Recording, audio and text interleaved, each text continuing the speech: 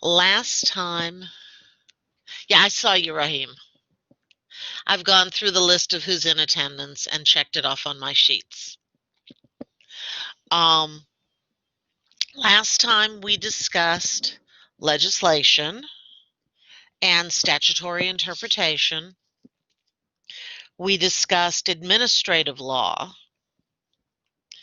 and all its component parts, that is, executive orders and rules and regulations and decisions of administrative agencies that are empowered to make decisions. And then we discussed the different materials of legal research. We did an in-depth look at primary sources and secondary sources and finding tools. And then we discussed in fairly significant detail American law publishing, where it started, how much legal material is now out there,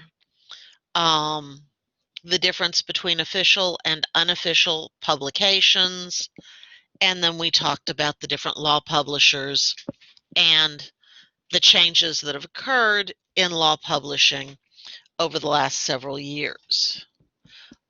Finally, we discussed the fact that legal research is considered to be an essential skill by the American Bar Association, by newly licensed attorneys based on the survey from the National Conference of Bar Examiners, and that the ABA model rules of professional conduct require that a lawyer shall provide competent representation, which includes knowledge and ability of how to do legal research. And in relation thereto, staff hired by lawyers who have those types of responsibilities should also be trained in how to do legal research with significant knowledge and understanding of how the research process works. Does anyone have any questions about anything we discussed last time before I move forward to discuss the legal research process and its component parts?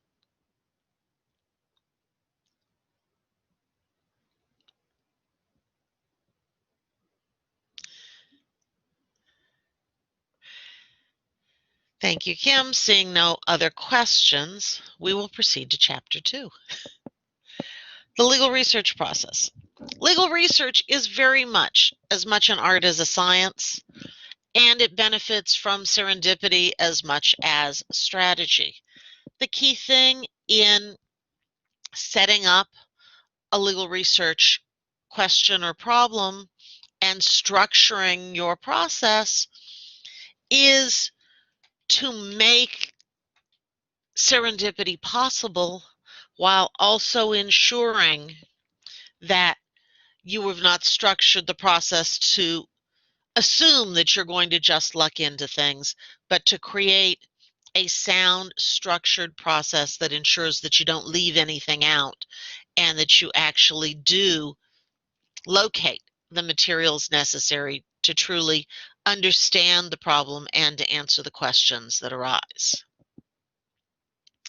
The book gives several different approaches to legal research, and these can be modified and applied to most problems depending upon what the question is. The reality is that while there are many approaches to legal research and there's no one single best way to do research, if you have a methodology that you use on a regular basis,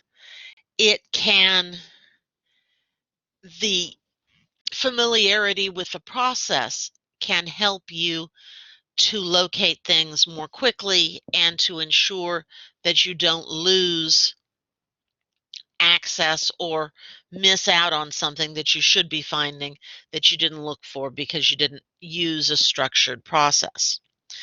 Sometimes what methodology you use or the process you apply is more dependent upon what the question is you're being called upon to answer than anything else. If the lawyer asks, get me the statute get me the part of the family code that deals with joint conservatorship. You don't need a full-blown legal research process for that. You need to go to the statutes and find the family code and then find the section within those statutes, that particular code that deals with the particular subject matter, that is joint conservatorship. Conversely, if the question is, under what circumstances does Texas think it's inappropriate to order joint conservatorship? That's a much broader question that will entail not only finding the statute that sets forth when it is and is not appropriate or acceptable, but also case law that shows where courts have determined this is or is not what is appropriate and in the best interest of the child, and further, what the standard is and how you determine when or how those matters are resolved. And so what the question is may very greatly color how you structure your research and whether you do a full-blown legal research process or you just go pull a resource because all you're really looking for is that single piece of information. Your strategies are also going to be shaped by the availability of materials. For example, in this class, this semester, because we are not able to go to the library because of the pandemic, you're going to, by necessity, be using online legal databases. I'm going to be providing you information and access to the books to show you what they look like and how they work so that you don't lose the ability to do manual research, because that's also an essential skill.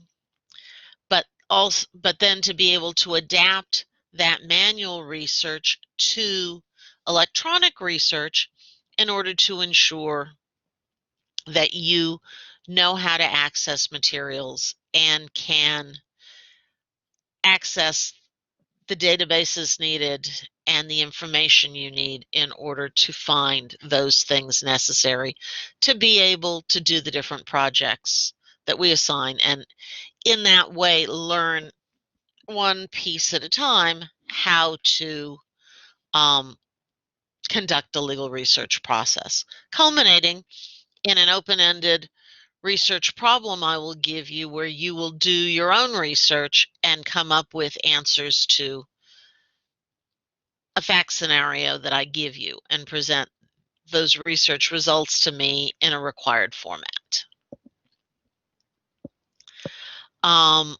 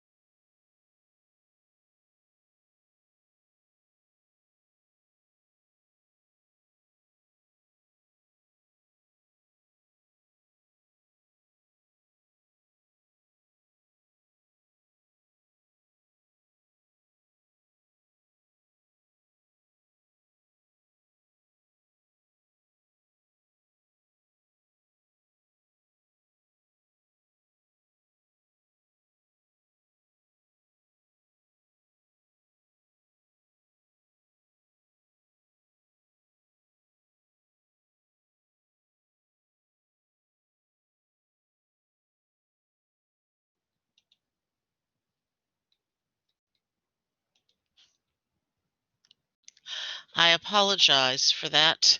They're doing some construction here, and the electrician hit the wrong button and shut off the power for a minute. So I am back.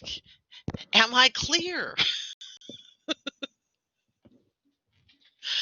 Very good. I apologize. What was I talking about when I cut out? Because I was too busy reading my notes and didn't actually look up to see that we had gone away. It's not recording yet. I'm about to. Okay. Yes, it is recording. It did come back as recording. Cool. At least I have something going for me. Oh, I do apologize for the interruption. And my electrician also apologizes for the interruption. Um, okay, so when you are doing your final research project, you'll be collecting and utilizing all of the different methodologies in order to ultimately come to a result. The process of research, legal analysis, and legal writing are very closely connected.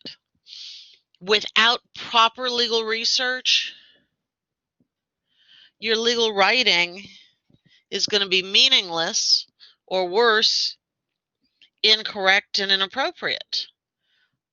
Without being able to do the research and to collect the right information to inform your writing has no significant meaning. And so while we teach legal research and legal writing in separate classes, because we want to emphasize research in this class and we want to emphasize how you express the results of that research through writing.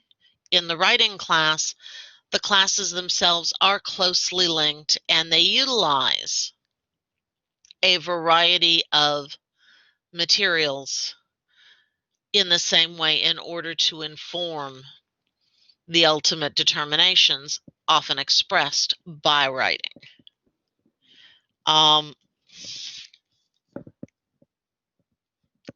you do your research and writing process is truly a personal decision. Some people like to write along with doing the research. A lot of people like to do all of the research first, and then once they have all of the relevant material, then they start the writing process in order to be sure that the writing they are doing is fully informed.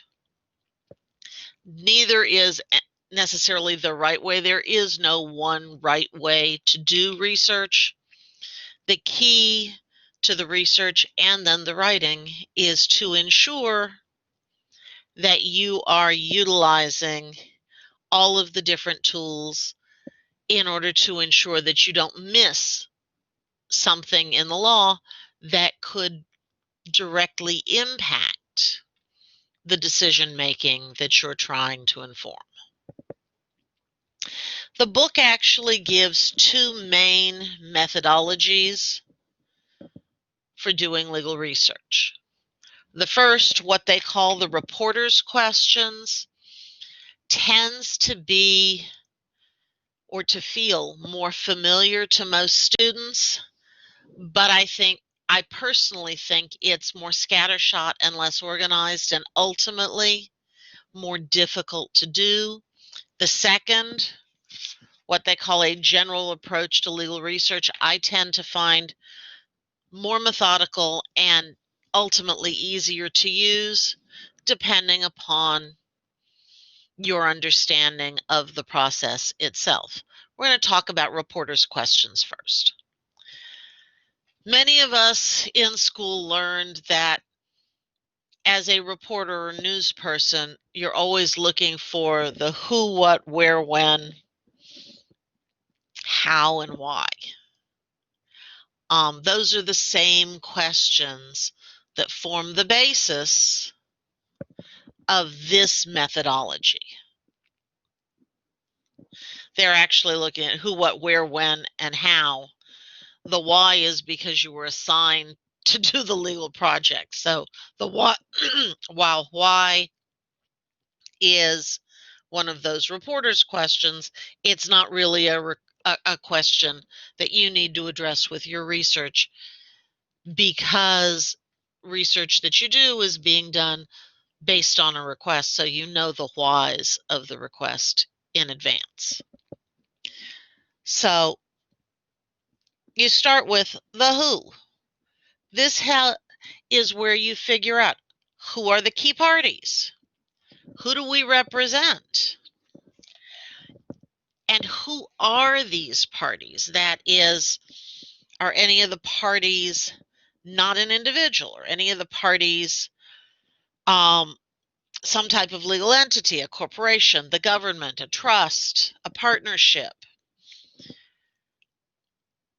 Who the entities are, what the entities are, may greatly impact the rest of the research. And so the first thing you need to know is, who are the players? Who is actually involved in this particular endeavor? And what are their relationships to each other? What type of entity is each individual, and how does that impact their relationships to others? Often it's a good idea to map out the players. Who's our client? Okay. What is our client's relationship to the other parties involved? Do we have witnesses? Do we have just one other side? Or are there multiple parties on the other side, or multiple individuals or corporations that might be impacted by what's going on? So the who is larger than just the parties, but more generally looking for all of the parties and entities involved with this particular question of law and how they relate to each other. The status of parties matters. If a party is a minor, it matters. If a party has been deemed to be incapacitated, that would matter. All of those sorts of questions are part of this who investigation, trying to define the players. The next question is what? This is where you're going to frame your legal issues. When you initially review the problem, you're going to extract the information to guide the research. What are the key facts? What are the words you need to think about in doing the research? You may or may not be able to glean from the information given to you which facts are significant, but you can outline all of the facts that you have, and as you are considering the questions you've been asked to look at, it can help you to determine which of these facts are in fact legally significant to the issues you are researching. When you have those facts, you're going to look at legally descriptive words to help you locate the law you need. So you need to know what the question of law is and how that question relates to what has happened, the facts of the case, in order to start to formulate your actual legal issues.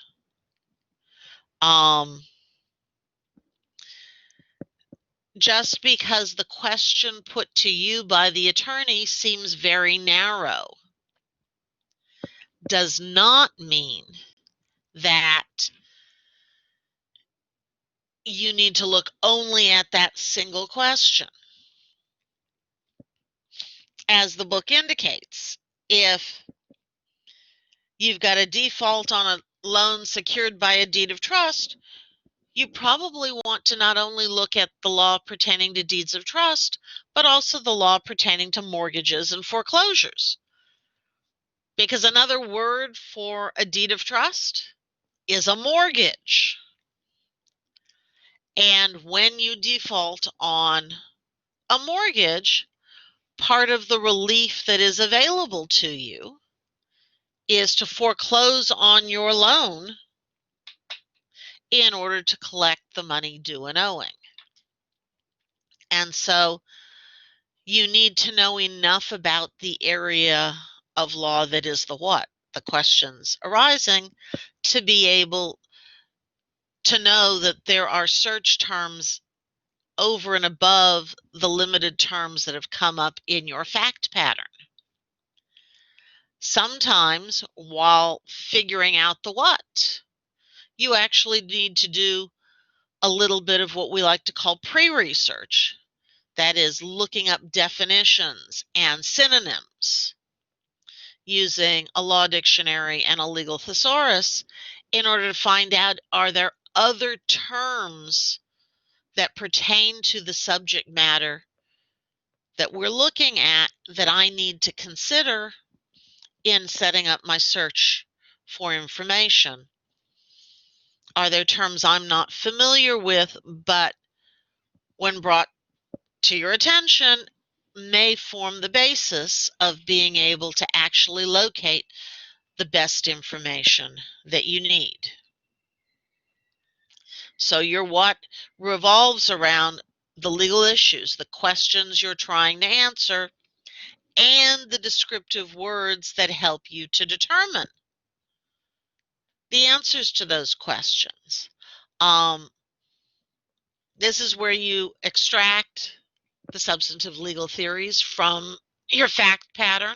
You figure out what are, excuse me, the questions of law and the legal concepts that you need to research. A lot of the time, you get a problem that's an area of law that you're not familiar with. You need to figure out what you need to know in order to be able to research the question. So sometimes before you can do the research, you have to investigate the area of law that you're unfamiliar with to even start to formulate those questions. Once you have that what, you need to figure out what are the recommended sources. What are the best places to look for the information that you're seeking based upon what the legal questions are?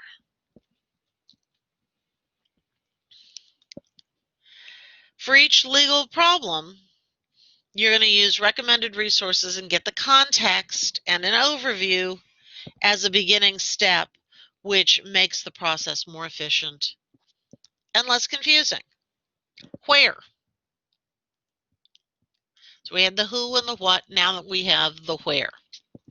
This is where you figure out jurisdiction. That is, where did this event that has given rise to our legal problem take place? Where are our parties from? What jurisdiction are we going to file this in? Is this a federal or a state question? And once we've determined which jurisdiction, what venue? Where do you actually file the suit? Is this something that should take place in Tarrant County or in Dallas County or in Denton County? So the where is both jurisdiction, state or federal, and venue. What particular location within the jurisdiction do you need to file in order to ensure that you have filed your the matter and that the matter is being taken up in the proper jurisdiction and venue in order to have an ability to resolve the question.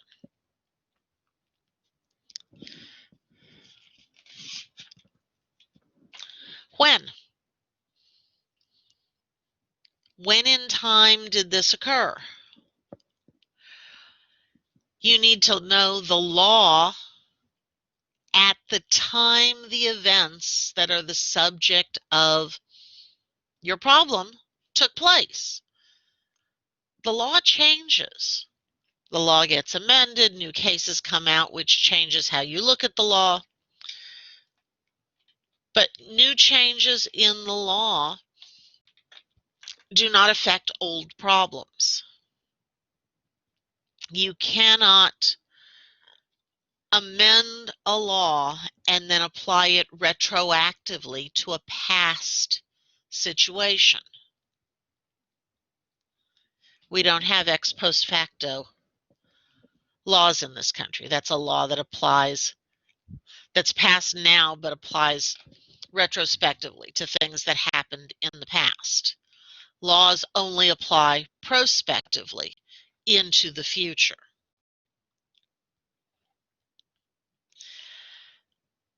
It's important that you know, was the law at the time that whatever is the event that's the subject matter of what you're dealing with took place. You also need to know when that took place in order to ensure that you're within the statute of limitations. You only have so much time between when an event occurs and when you file a lawsuit before you are barred from filing that suit because you took too much time. In addition, there are some exceptions to the standard statutes of limitation having to do with discovery. That is, when did you find out that something occurred? In general, the statute of limitations for personal injury is 2 years.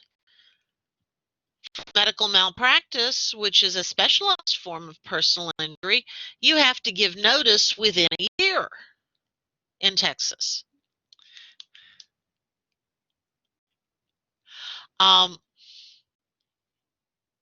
Ex post facto, is that the term? Yeah. It's ex post facto, FACTO. It means a law that is passed that is intended to affect something that happened prior to the enactment of the law.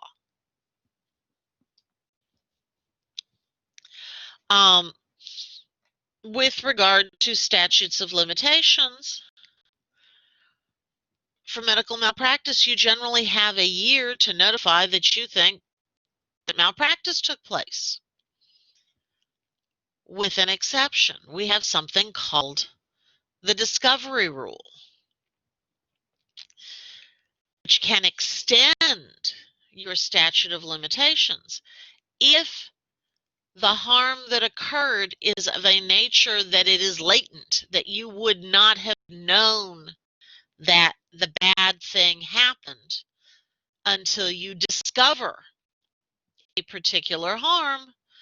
Then your statute of limitations is told during the time frame when you did not and had no reason to know there was a problem, and starts to run from the point at which you know that a potential problem took place.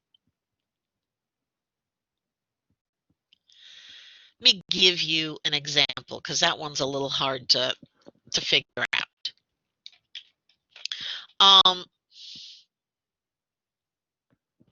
You have surgery to remove a benign growth, and when they're stitching you up, instead of using internally the type of sutures that resorb into the body, so they melt away over time as you heal, they use stitches, suture material, that does not resorb. They just picked up the wrong sutures. And they stitched you with stuff that you usually use on the outside that are then removed. But they did that internally. Well, the external scar heals and you heal and everything seems fine. And you're going along a couple of years later, underneath the scar line, you suddenly start to feel a knot. And it feels like there's a new growth where they removed the benign tumor.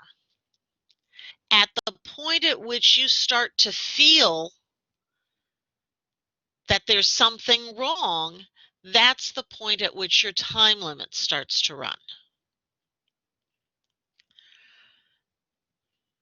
So when you feel something wrong or something new occurring in a place where you thought you had resolved the issue, you need to investigate at that point what is going on to determine, did the tumor come back, which sometimes occurs, or is there something else wrong here? In this particular case, what they would find utilizing an MRI or an X-ray is there's a foreign body in your body.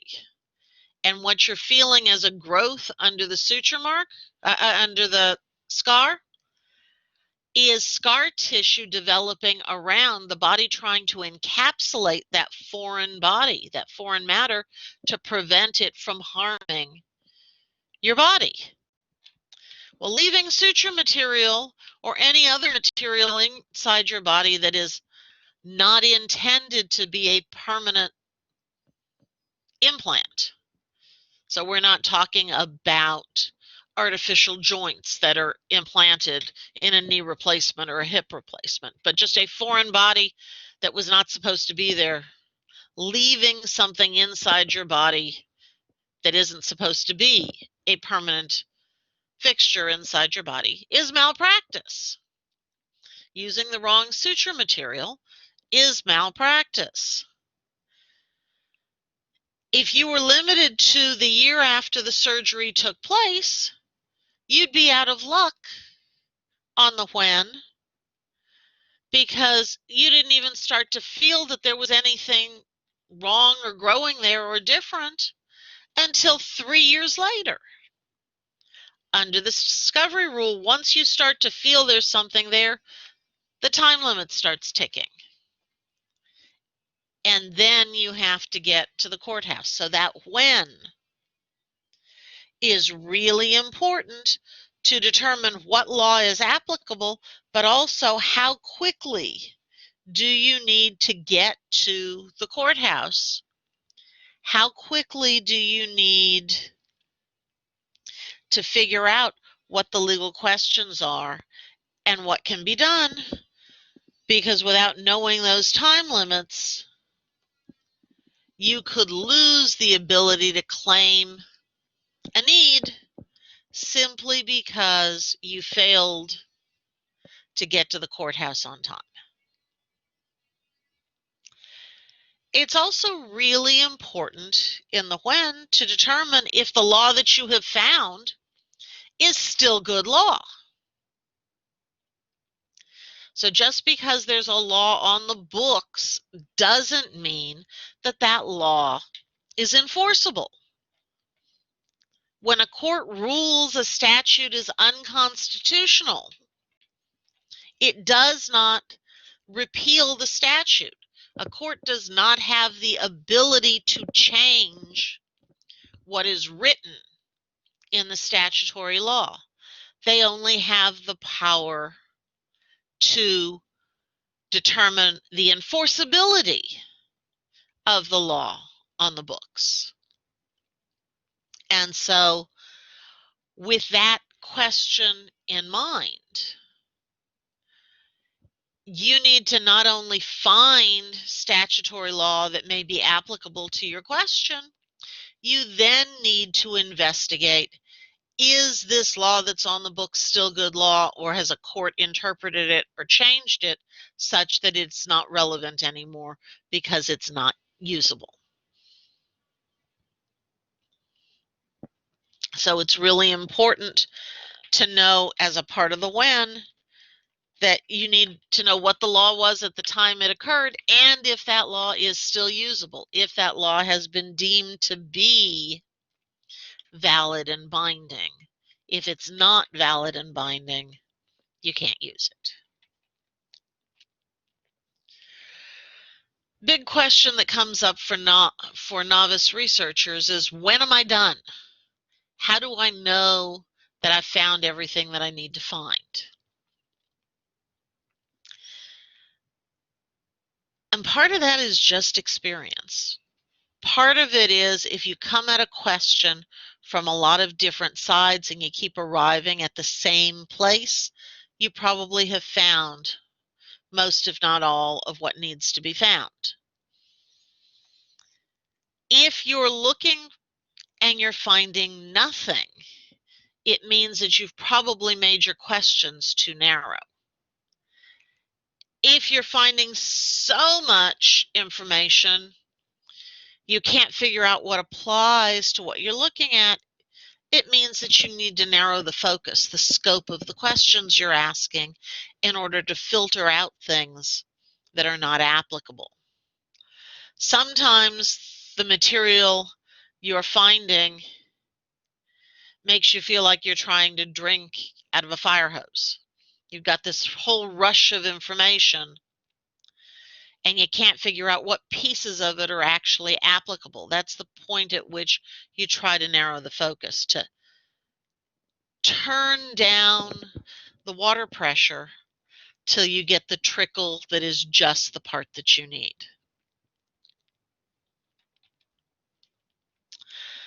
The how question has to do with what limitations there are on your research assignment. Is there a limitation on the use or availability of resources? How are you going to obtain your information? Have you been asked to start manually, or have you been told to use only electronic resources?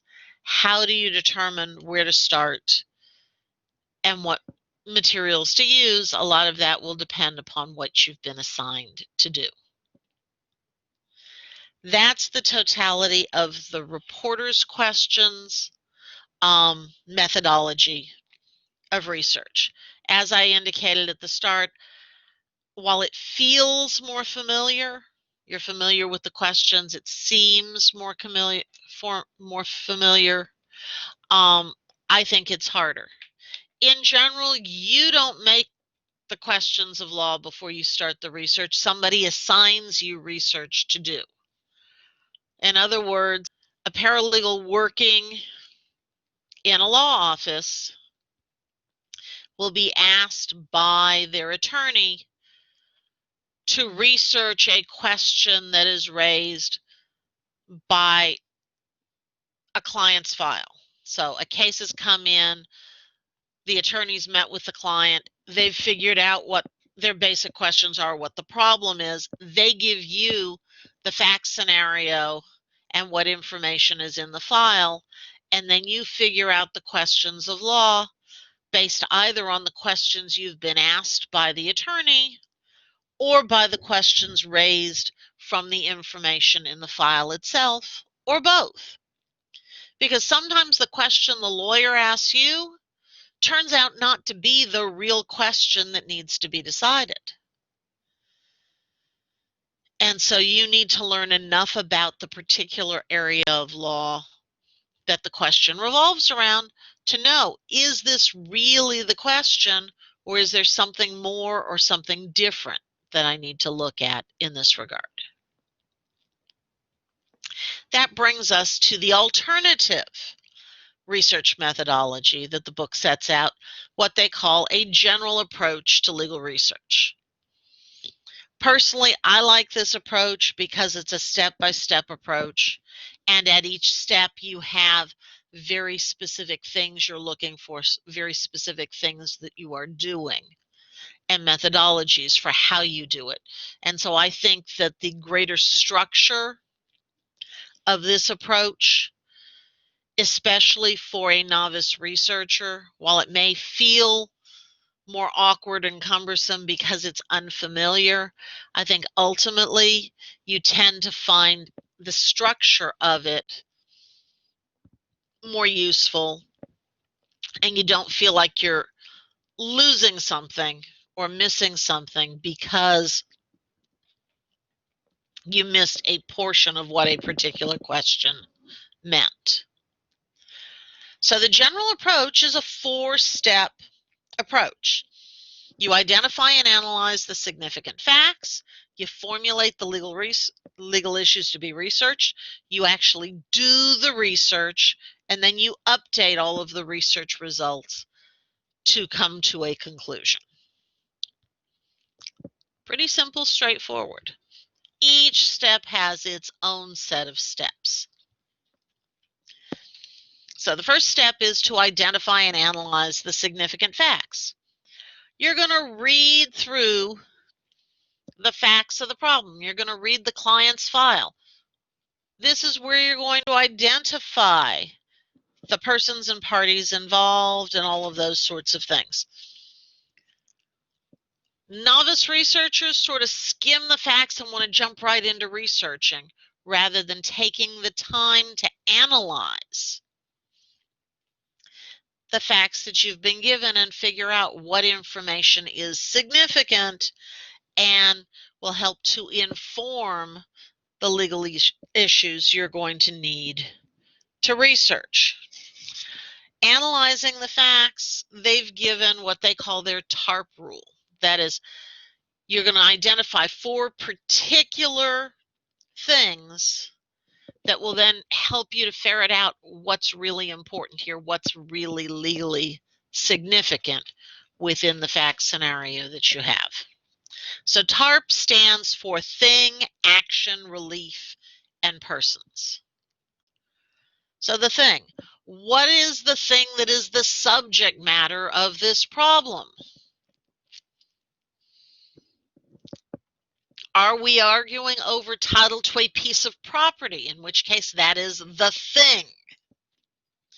Are we complaining because we took a prescription drug and were harmed by the drug? The thing is the drug that caused the harm. In an automobile accident case, the thing is the accident, the collision, and the facts pertaining to how that collision occurred. So that thing is what is at the very center of the case. What is the thing that is creating the problem? Whether that was an action or an event or a piece of property. So the thing could be a physical thing or it could be an event. It's the subject matter. The cause of action or ground of defense. You're trying to figure out what the claims are. This thing happened, our client wants to file a lawsuit. What's the lawsuit about? What is it they are claiming happened that is giving rise to an action? So if we're representing the plaintiff, what is the cause of action? In an automobile accident case, it's personal injury. It's a tort that was committed. If we are defending a lawsuit, that is, our client is being sued, what are the grounds of defense, the grounds under which we're going to defend against the cause of action? So that A part is what's the cause, what are we being sued for? What are we suing for? What's the cause of action that is the subject matter of the case? And that exists whether a lawsuit has actually been filed or we've simply received a demand letter or we're getting ready to send a demand letter. You still need to identify what is that cause of action underlying the claim. The R, relief sought. What do the parties want to get out of this? Why does this lawsuit exist? What relief are they seeking? Are we looking for money damages? Are we looking for an injunction, that is an order from the court ordering someone to stop doing something that's causing us harm? Are we seeking to have criminal charges brought because somebody is committing a crime? What is the relief we want as a result of the legal action being taken?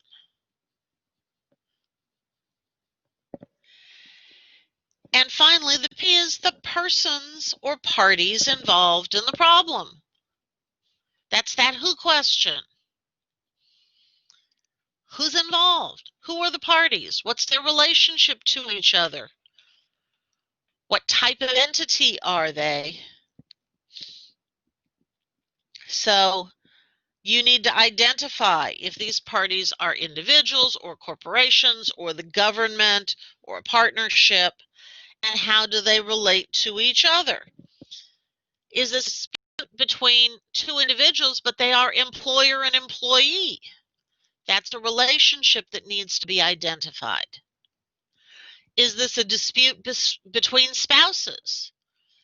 Is this a dispute between heirs to an estate who are siblings or cousins or whatever the relationship may be? So you need to know who the people are, whether they're people or other legal entities, but you also need to know the relationship between them. If the other side is a corporation, who are the shareholders or directors of that corporation, and do they have a relationship with our client? Is this a family business? And even though it's a corporation, the real dispute is between siblings who are claiming different actions of the corporation were inappropriate or improper, etc. So you need to know who those people are, and not only who they are, but who they are in relation to each other and how those relationships impact the particular cause of action. Once you've identified all of those significant facts, the next step is to figure out what the legal questions are, the legal issues to be researched. You always want to phrase your issues in the form of a question. Those questions are what your research is going to answer. And so by phrasing an issue in the form of a question, rather than as a statement, you know where you're going to get your answer. You know what it is you're seeking as you actually research the questions. Sometimes you don't know enough about the area of law to know what the actual questions are. This is the step where, once again, you do that pre-research. If you've got a question about corporate law and you don't know anything about corporations, it's a good idea before you start trying to figure out what the legal questions are to read something about corporations.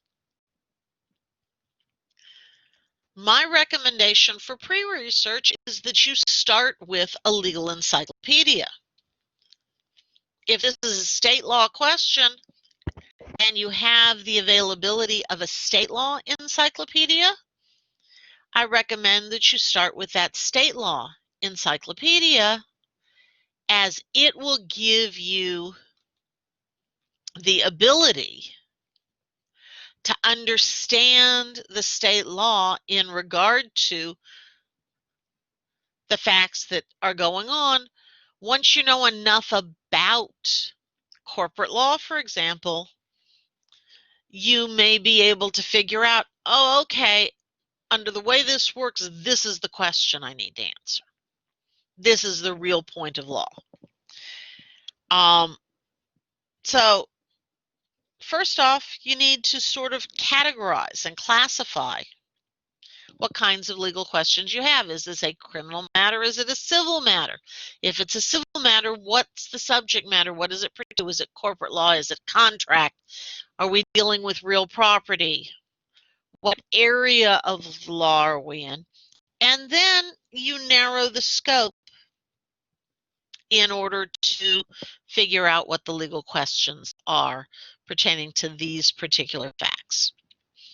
And usually you will have more than one legal question.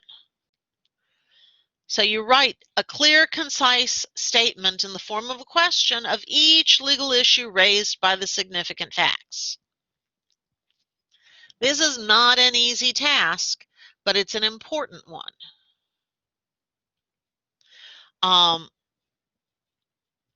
Write out every legal question you have, no matter how narrow or how broad. Write them all down. You don't ever want to err on the side of, well, I didn't include that question because I didn't think it was important. If the question comes to mind, write it down. You can always take it out. It's a lot harder to include something new that you didn't think of before because you're not really going to be looking for new questions at that point. So while you are brainstorming, writing your issues, formulating your issues, write down every single question of law you think these facts generate. The next step, once you've written all these questions, these issues, is to arrange them into an outline. That's where you figure out, well, these 4 questions are really one question with 4 subparts. We can put that together. And you then organize an outline of the questions you need to answer. What are the issues that need to be answered? It's important to remember, you wrote these issues, you wrote the outline. If you start to research something, one of these questions, and you figure out the information you're getting has absolutely zero relevance to what you're looking at, rewrite the question or eliminate the question. Say, okay, that's really not an issue at all. That's irrelevant. That's insignificant here. You didn't carve these issues in stone. It doesn't take much to erase them.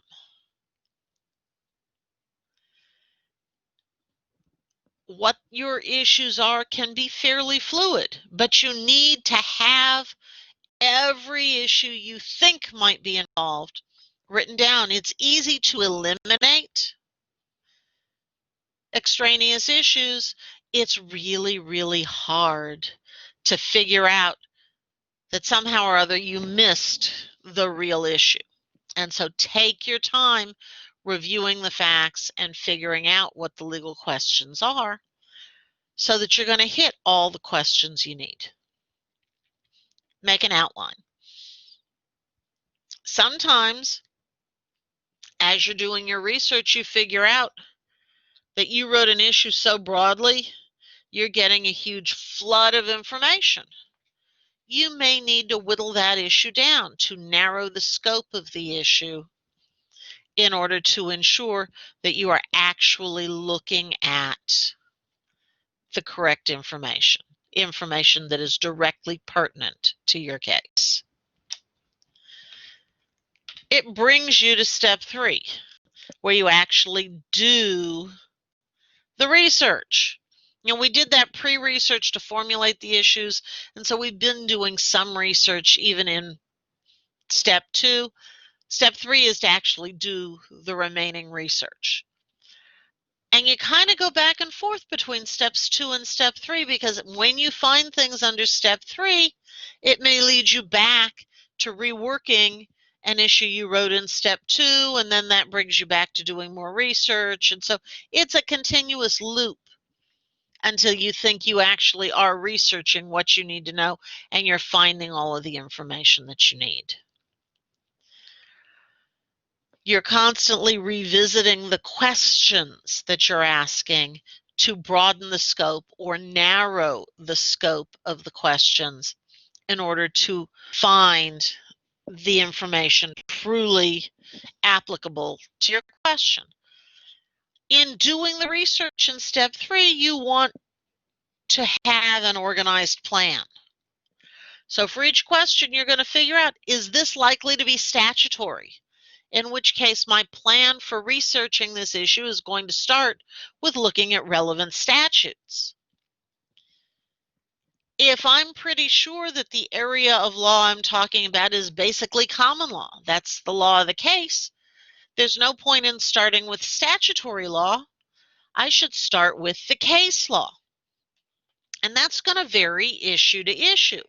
So when you start to do your research, you're going to organize what you're going to look at first, and then what you're going to look at second, and what you're going to look at third, so that you don't miss anything. You don't forget to go somewhere.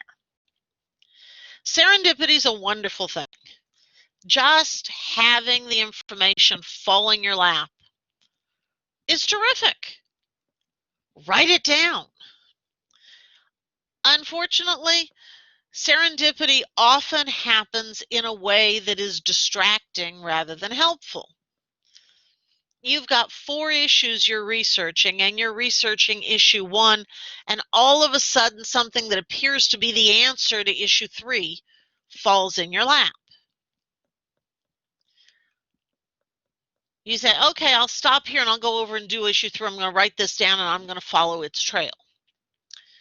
You can do that, but you have to remember to go back to issue 1.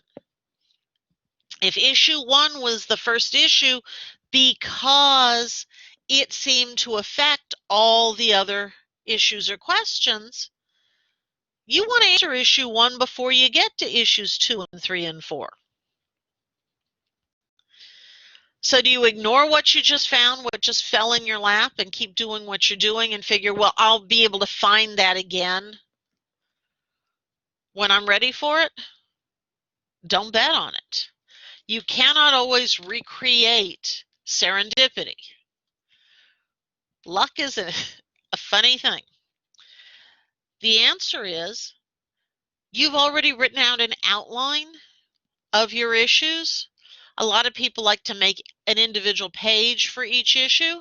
Flip over in your notebook to the page where you have issue 3 and write a note about what you found and the citation for the case or the statute or whatever the actual information is that you located. And take a picture of it.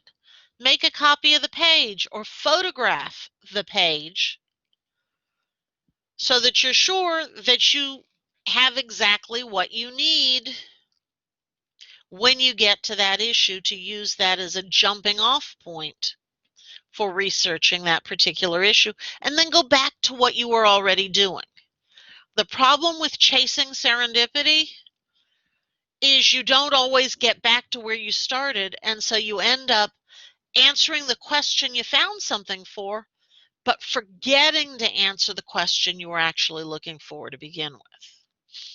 The purpose of having an organized plan is to ensure that you don't forget any of the individual issues, that you don't go to the wrong place or fail to finish what you've started on any issue because you got distracted in the middle by something else. We're not talking about assignments. What we're talking about is you have a single research problem an attorney gave to you. And when you read and analyzed the facts, exactly, you have a fact scenario. You've figured out there are 4 questions of law raised by this fact pattern. And you've organized them in the order you think they need to be researched. While you're researching that first, that's okay, that's why I'm clarifying. While you are researching that first question, you suddenly find something that helps you answer the third question, the third issue. You don't want to chase the answer to the third issue and forget to go back and finish answering the first issue. So you want to have a methodical process for how you look at each of the issues that also allows you to make a place for getting lucky, for something happening to show up that helps you answer some of your questions, even if it's not the question you're looking at right at this particular time. Sometimes it's not possible to do all of question 1 before you go to question 2, issue 2, because they're tied together. And so you end up researching multiple issues at the same time. We're sort of going back and forth between them. The key is to know that that's what you're doing and to not end up chasing your tail. So if you know that this particular issue is likely to be statutory, you're going to start by identifying, reading, and updating all the relevant constitutional provisions and statutory provisions. You may want to look at all of those primary sources, but also at secondary sources that give you an overview of the context and can give you citations to statutes and codes that help. Remember, I recommended using the Legal Encyclopedia to get the overview of the area of law.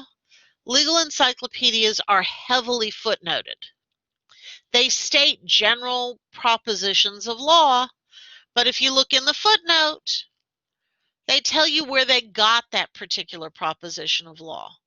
And so in doing your pre-research, you can actually use that encyclopedia as a finding tool for primary resources that will answer your questions. That is, citations to statutes or citations to cases that are the source of the statements of law on which you are now relying.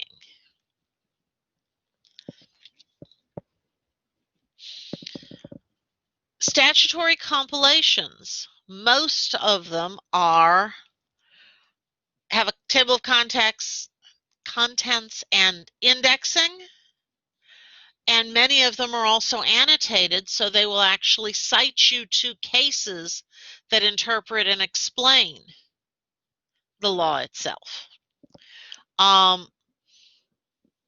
The full text of a lot of statutes are available electronically on the legal research databases, and they are often available electronically from your state or from the federal government. The key is they may not be as well indexed or as searchable from the free sites as they are for the pay-for-usage sites. We actually have direct access to both Nexus Uni, which is the university version of Lexis, what they used to call Lexis Academic, and we now have access to Westlaw Campus, which is an academic version of Westlaw. Both of those resources give you access to a variety of materials. Utilizing those electronic databases can be a great way to answer questions, but you have to know the actual materials you're seeking, because just putting in a global search like you would in Google is going to turn results, some of which come from news and some of which may come from statutes and some may come from case law. And unless you've limited the jurisdiction you're looking in, you want to know what the law is in Texas, but what your results have returned is this is the law in Alabama and Alaska and Hawaii and a bunch of other places.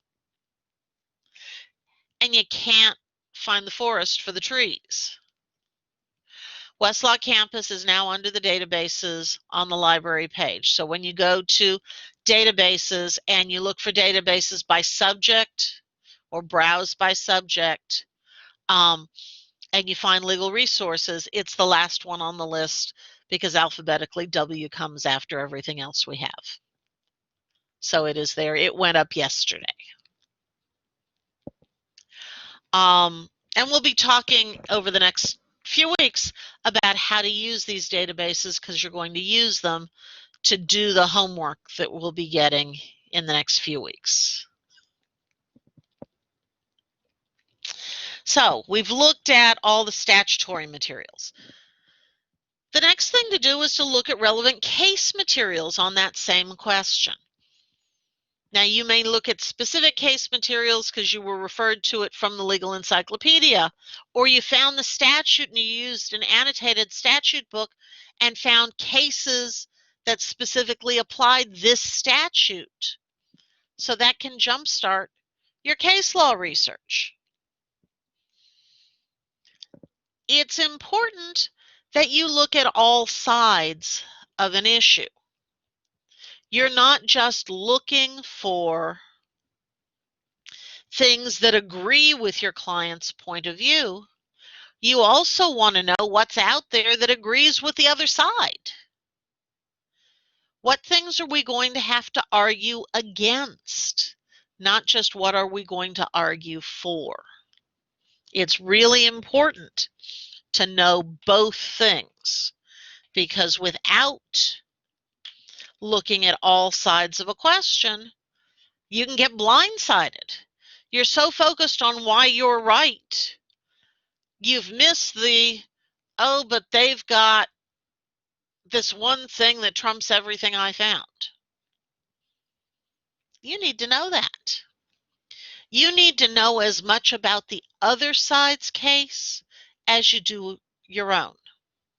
If you don't look at a legal problem from all sides, you're doing your client a disservice, the lawyer you're working for a disservice, and you're setting yourself up to fail the client because you haven't considered what things might impact what you're arguing, your answers to the question. And the book outlines ways to locate cases that interpret statutes as well. As you're going through and doing the search, you're going to refine that search. If you find a whole bunch of stuff answering your question, but it doesn't really answer the question as it pertains to your facts, you need to narrow the focus. Hone in on, I just want to know what happens if these facts occur or this type of thing occurs. I don't care about automobile accidents as a whole. I just want to know about accidents where you get rear-ended. And I not only want to know about accidents where you get rear-ended, or it looks like a car was rear-ended, but what happens if the reason why the car in front and the car behind collided is not because the car behind hit the car in front, but the car in front backed into the car behind? You need to know the totality of the facts, and you need to focus on the specific facts of your case to ensure that you've truly found the information that answers what can your client do and who's at fault, who's going to be held liable, things of that nature. Once you think you have found the answers to your issues, you think you know what the answers are, you need to update your material. Is the statute still the law? Is there any case law that says that statute isn't enforceable? Is there any case law that has narrowed the scope of that statute? It's still on the books, it's still applicable, but the cases say it only applies in these very narrow areas. You need to know those things. And so you're going to want to ensure that the law hasn't changed since what you found, that the case law hasn't impacted how the statutes apply, and that there aren't new cases that have changed how the old cases apply. That's the part of what you do that is the updating. Today's current research may be out of date tomorrow. Supreme Court could decide a case and everything changes.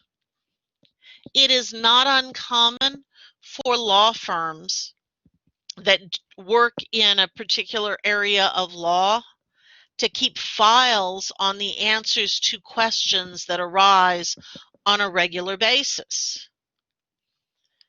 You can't just research that question once. Most law firms that keep those kinds of files have them on an updating schedule where once a month or once every 2 weeks, you re-shepherdize all the statutes and all the cases, or once every 3 or 6 months, or every time you know you're going to need it in a case. Before you pull out that file of law, you update everything in the file to ensure that everything that is there is still current law. The failure to check the pocket part to see that the law was amended, or to shepherdize a case to see that the case is no longer good law, can be the difference between winning and losing. The difference between arguing the current law, what is really and truly the law today, and what used to be the law but isn't anymore, turns on whether you did your updating and you did it thoroughly and at a time to ensure that what you are now presenting to the judge is fully current and accurate. Citation services, citators like Keysight and Shepherds, should be used to update cases and statutes and regulations to make sure everything that you are wanting to rely on is still good law. Ultimately, probably the hardest question is, when do you stop? The more experienced you become, the easier it is to know when you've found what there is to find and that further research is really unproductive. There's no one rule on how extensive or how narrow the scope of your research needs to be. It's really informed by the question that you're answering. As a novice researcher, it is always better to err on the side of over-researching than under-researching. Just because you think you found the answer doesn't mean you should stop. Because when you update what you thought was the answer and it turns out not to be the answer, you don't want to have to go back to the beginning and start over. Better to come at each issue from 3 or 4 different angles and see if you arrive at the same place, in which case you probably have an answer. Or you arrive at different places and now you have to harmonize the 3 or 4 different things you found into a single assessment of the answer to the question you're seeking. Over time, you learn when you've gotten where you need to. Part of the process is filtering the information that you found between what is actually directly relevant to the questions you're asking and what is extraneous. Yeah, it's good law, but it doesn't really apply. It doesn't really affect what we're doing. Those are things you need to be a little more careful about. And take the time. Err on the side of looking at a couple more questions, looking at a couple more resources, rather than, okay, I found it, I'm done. And then it turned out what you found isn't good law. It's important to be sure that you include enough to make sure that you truly have achieved the answers that you need.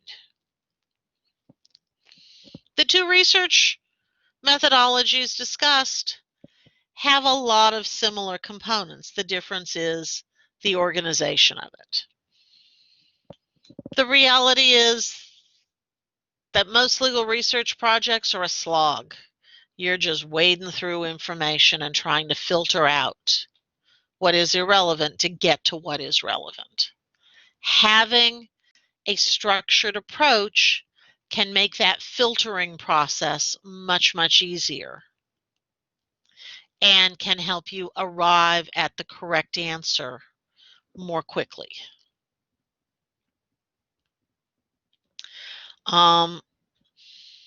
Strategy and serendipity go hand in hand. If you have the strategy, then even if you don't have serendipity, you're still going to get an answer.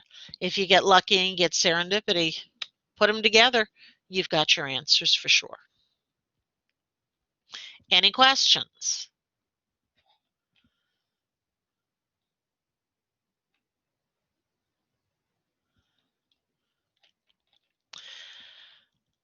Okay, there will be no class on Monday. It's Labor Day. Our class will meet next Wednesday, a week from today, and we will discuss chapters 3 and 4. And over next weekend, actually next Friday, I will be filming a tour of the library and some other information that you'll need. So you'll get that as well. But for next week, if you will read chapters 3 and 4, I would appreciate it. Anyone whose book still hasn't come in, who needs chapter 4, let me know that, and I will send that to you as well. I'm going to start to run out of chapters I have scanned, but I know people have been having issues. The bookstore had their books back ordered for legal research. Research books are available directly from the publisher. They're only available new from the publisher, but there are quite a number of copies of this book out there. Please be sure you get the 10th edition. Anyone have anything else for today? Yeah, Amazon has it. A lot of places have it. Do not confuse me at all. I've got your names. I'm learning everybody's name, and every class period I take attendance using the roll from all 3 classes, so I'm sure everybody gets credit for coming to class when they come. With regard to intro, I have chapters 1 and 2. That'll take you through the next several weeks. I'm still working on gaining access to additional copies. If I'm able to obtain additional copies of the intro book from former students or others, I will keep a list on that and see if I can find out how many more copies we need and see what we can do with it. We'll go from there. Hopefully, I'll get access to being able to use the entire book electronically, and then we won't have to worry about it. I'm still trying to talk to the author to see if we can get that permission. Have a great weekend. Enjoy your Labor Day, and I'll see y'all next Wednesday.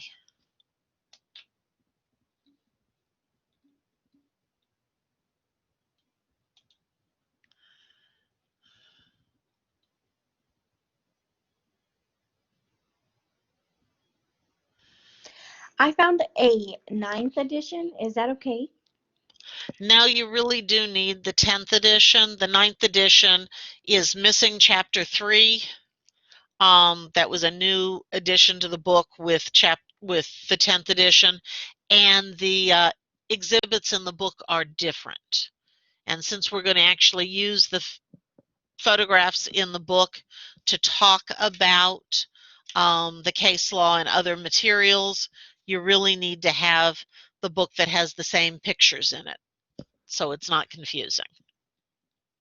Okay, I'll start looking for that one. All righty. Thank you. Thank you for checking.